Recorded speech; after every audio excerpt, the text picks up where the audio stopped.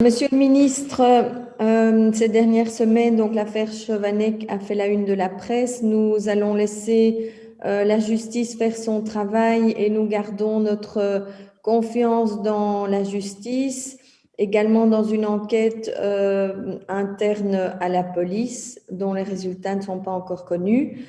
Mais je voulais vous poser les questions suivantes en dehors de cette affaire bien précise.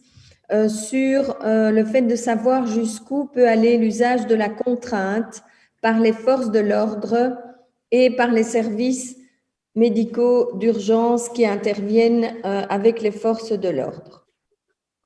On sait que dans ce cas, et donc il y a sans doute d'autres cas, un calmant a été administré à une personne sans son consentement, mais sur instruction d'un médecin, au motif que les forces de l'ordre ne parvenaient pas à maîtriser une personne.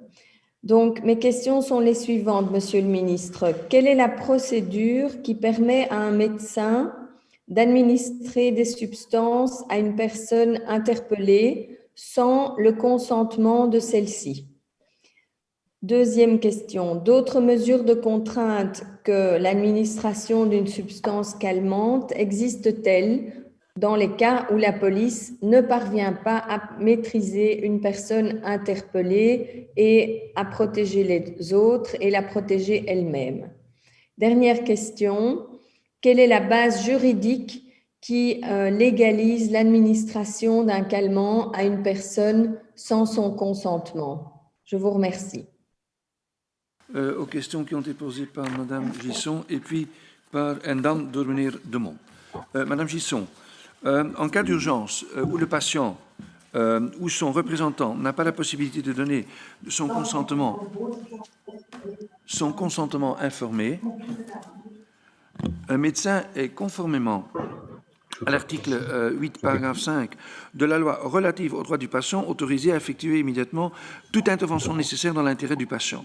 Il s'agit d'une application de l'état d'urgence dans laquelle le médecin fournit une aide d'urgence. Cette règle fait partie de l'obligation légale d'assistance prévue à l'article 422 bis du Code pénal et justifie l'intervention sans consentement préalable informé. Lorsqu'un médecin entre dans la profession, il déclare déjà son intention de mettre le bien-être de chaque patient au premier plan dans son serment d'Hippocrate.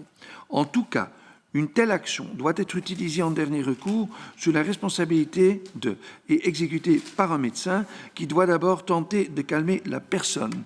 Un médecin ne peut administrer un sédatif avec ou sans l'aide de la police que si le patient continue à se comporter violemment et refuse de coopérer.